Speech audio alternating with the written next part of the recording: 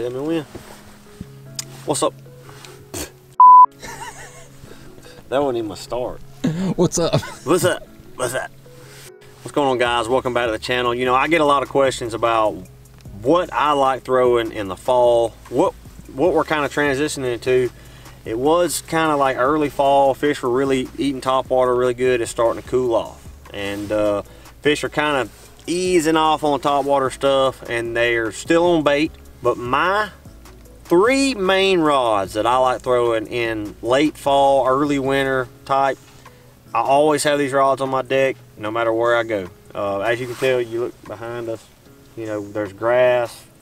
You know, if you're at a lake that has grass on it and that's the dominant cover, I always have a swim jig tied on.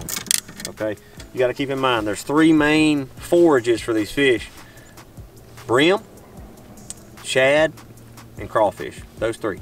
I don't know what else. They may eat chicken livers for all I don't know. I mean, I have caught a bass on chicken liver, but those are the three main forages for fish, you know, for bass, and that's what I'm trying to cover here. So you know, I've got a swim jig, just a 3/8 ounce swim jig, crack and crawl trailer, perfect for imitating a brim.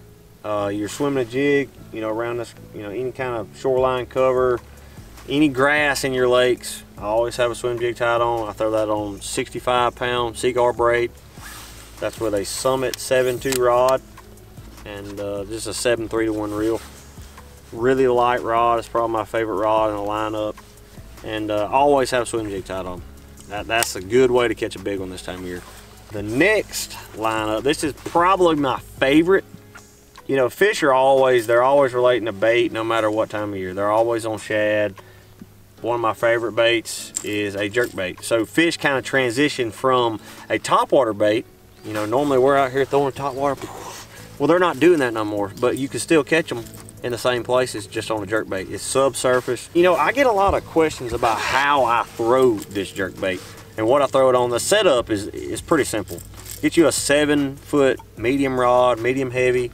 I like a medium. This is a medium heavy rush rod, but you know, it's got a pretty, I guess you would say, a pretty soft tip to it. But it's another big deal is a 6.3-to-1 reel. I don't like throwing a fast reel with a jerk bait. It just messes up my cadence. You know, I'm sitting there reeling it and it's too fast, and you know, I just like a 6.3-to-1 reel.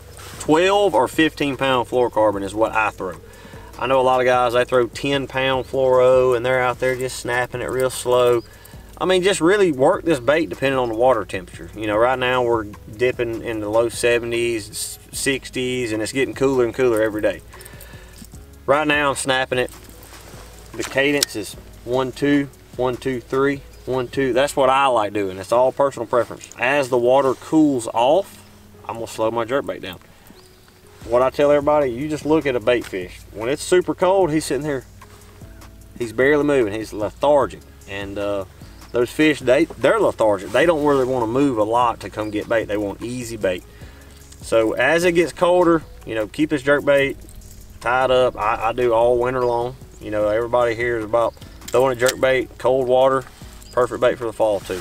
Keep that tied on. A third go-to bait. Now keep in mind, these are go-to baits. This is what I don't care what time of year I have these tied on, but these are my favorite baits in the fall. Just a jig. You know, I'm covering all three spectrums, I guess you would say: brim, bait fish, crawfish. I always have a casting jig tied on. I can throw this anywhere, everywhere. I love fishing current in the, you know, winter time on the Coosa River. 1/2 ounce jig, bandito bug, 20-pound fluorocarbon, high-speed reel, Summit 7.2. Same rod as I swim a jig with. It's just got a good backbone, good all-purpose rod. You know, this ball head jig, I know a lot of guys, they like skipping a jig around docks and stuff, a arky head jig. I like a ball head jig. I always have. I can skip docks with it.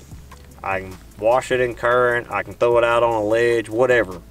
And you know, I always keep that tied on. And before I leave somewhere that I've caught some fish at, whether I'm on a ledge, a rock pile, or I mean a dock, brush piles, I always throw that in there.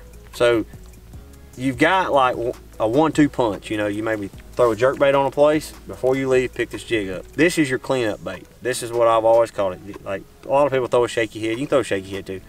But this is my cleanup bait. So when I get done catching a few, if I want to catch 1 or 2 more, pick this jig up. But those 3 baits, I don't care where you are in the country, you're going to catch fish on them in the fall. The fall time kind of gets like a bad rap, I guess you would say. We got all these fronts coming in, it's getting cold, and then one day it warms up, and then a big giant cold front hits, an Alberta clipper rolls on down. Oh, water temp dropped 12 degrees overnight. Pick you up a jerkbait, work it just a little bit slower. You know what I'm saying? So there is baits that help for the conditions. Don't just go out there and throw the same bait every single time, you know. So those 3 baits, depending on the cover, the dominant cover on the lake, that's a big deal. Where you got grass, swim your jig around, throw, you know, you can throw top water depending on the water temperature. Just pay attention to your dominant cover in the lake. I try to simplify bass fishing. I mean, I really do. I don't try to complicate it too much. It's raining right now. I mean, I'm probably gonna go swim a jig here in a minute, who knows. But just keep those 3 baits in mind. Keep it simple. I get a ton of questions. I'm gonna go back to this jig real quick. I got a ton of questions. Oh, what color jigs you catch them on?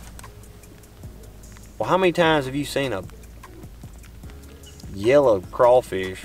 I say that, orange, I guess you say orange, they are orange. But have you seen a solid green craw? Keep it simple. Browns, maybe dark, you know, dark blues. A crawfish is those 2 colors. If you throw a brown jig year round, you're going to get bit. I mean, that's really the only color jig I throw, to be honest with y'all. And that's the only, I mean, I'll throw a white swim jig too, but I'll throw that to imitate a brim. That's the color of a brim. So keep those colors simple. Jerkbait, a shad color jerkbait. Simple as that. I may change, depending on the water color, I may change to like a translucent, like a green shad, or, you know, something a little more not as loud as, you know, this color on a jerkbait. To sum it all up, those are my 3 go-to baits to go catch fish. So if you're struggling right now and it's the fall and then you're just like, oh man, it's kind of getting cold outside, a big cold front's coming in, don't let that discourage you. Take those 3 baits out and just go to work. That's the end of the story. That's what they're eating. They're eating that. Like this, it's not a question no more. Like, oh man, I wonder what they're biting today. They're either eating a shad, a crawfish, or a brim. So there you go. We just simplified it for everybody. Oh my gosh. Tell everybody. They're eating brim and crawfish and shad. Woo! Y'all have a good one. Appreciate you tuning in.